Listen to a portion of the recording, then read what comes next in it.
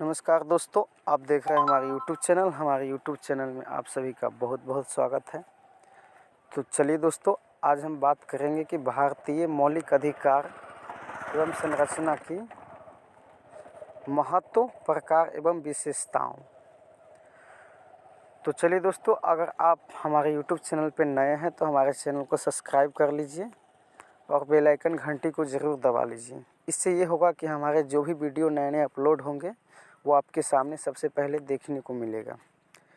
तो चलिए दोस्तों, आज हम बात करेंगे कि भारत में मौलिक अधिकार की क्या उपलब्धियां हैं। मौलिक अधिकार हम हर एक व्यक्ति, भारतीय हर एक नागरिकों को जानना बहुत ही ज़रूरी है और हर व्यक्ति को मौलिक अधिकार अपना प्राप्त करना निश्चित है। तो मौलिक अधिकार वे अधिकार होते हैं जो व्यक्ति के जीवन के लिए मौलिक एवं आवश्यक होने के कारण मौलिक अधिकार वे अधिकार होते हैं जो व्यक्ति के जीवन के लिए मौलिक एवं आवश्यक होने के कारण संविधान के द्वारा नागरिकों को प्रदान किए जाते हैं।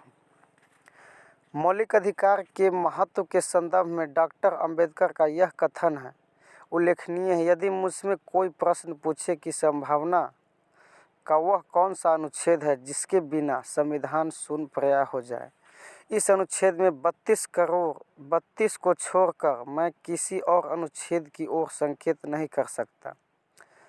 डॉक्टर भीमराव अंबेडकर का कहना है कि 32 को छोड़कर मैं किसी और अनुच्छेद की ओर संकेत नहीं कर सकता। यह संविधान की हृदय एवं आत्मा है। श्री A.N.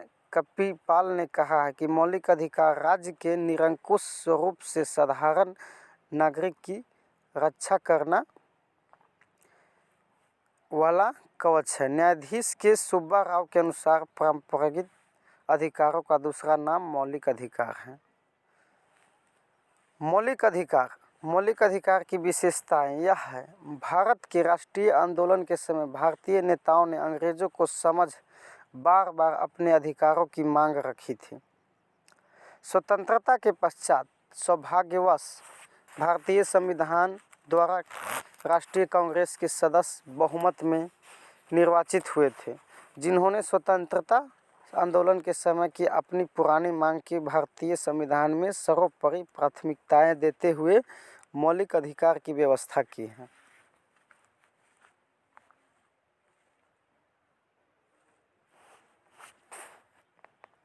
मौलिक अधिकार पूर्णतः वैधानिक अधिकार है। संविधान की व्यवस्था के अनुसार मौलिक अधिकार की रक्षा के लिए भारतीय न्यायपालिका और अधिकृत किया गया है। संविधान अनुच्छेद 32 के अनुसार भारत का प्रत्येक नागरिक अपने मौलिक अधिकारों की रक्षा के लिए उच्च न्यायालय या सर्वोच्च न्यायालय की शरण ले सकता है। भारत के जितने भी नागरिक हैं वो अपने मौलिक अधिकार अपने रक्षा के लिए, अपने सुरक्षा के लिए न्यायालयों एवं सर्वोच्च न्यायालय की शरण ले सकता है। मौलिक अधिकार को अनुचित रूप में प्रतिबद्ध रखने वाले कानून को न्यायपालिका द्वारा अवैध घोषित कर दिया जाता है। चूँकि भारतीय न्यायपालिका कार्यपालिका और व्यवस्थापिका के नियंत्रण से मुक्त है, इसीलिए मौलिक अधिकारों की रक्षा के लिए वह संविधान द्वारा दिए गए संवैधानिक उपचार के अधिकार के अंतर्गत आवश्यक निर्देश भी निर्गत कर सकती हैं। भारतीय नागरिकों तथा विदेशियों में अंतर। भारत के नागरिक और विदेशी यात्री में अंतर। तो भारतीय नागरिकों तथा भारत में निवास करने वाले विदेशी नागरिक के लिए संविधान द्वारा दिए गए मौलिक अधिकार में अंतर है। मौलिक अधिकारों में कुछ अधिकार ऐसे हैं जो भारतीयों के साथ साथ विदेशियों को भी प्राप्त हैं, जैसे जीवन तथा व्यक्तिगत स्वतंत्रता का अधिकार, परंतु शेष अधिकार केवल भारतीय नागरिकों के लिए सुरक्षित है। इस प्रकार भारतीय नागरिकों को लुप्त प्राप्त समस्त मौलिक अधिकार का उपयोगी विदेशी नागरिक नहीं कर सकते। भारत संविधान में 7 मौलिक अधिकार वर्णित थे, यद्यपि वर्ष 1976 में 44वें संशोधन द्वारा मौलिक अधिकारों की सूची में ये संपत्ति का अधिकार हटा दिया गया।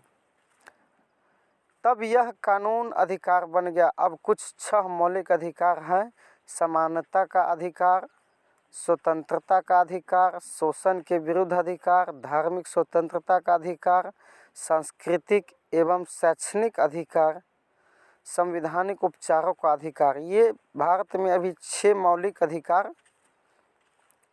प्राप्त हैं। समानता का अधिकार अनुच्छेद 14 से 18 तक का है। स्वतंत्रता का अधिकार अनुच्छेद 19 से 22। शोषण के विरुद्ध अधिकार अनुच्छेद 23 से 24। धार्मिक स्वतंत्रता का अधिकार अनुच्छेद 25 से 28। सांस्कृतिक एवं अधिकार अनुच्छेद 29 से 30 तक। संवैधानिक उपचार का अधिकार अनुच्छेद 32 से ये तक। तो सबसे पहले हम समानता का अधिकार इस पे बात करेंगे। तो आइए दोस्तों, समानता का अधिकार भारतीय समाज की व्याप्त असमानताओं एवं विषमताओं को दूर करने के लिए संविधान के अनुच्छेद 14 से 18 में समानता के अधिकार का उल्लेख किया गया है, जिसमें पहला है विधि के समक्ष समानता।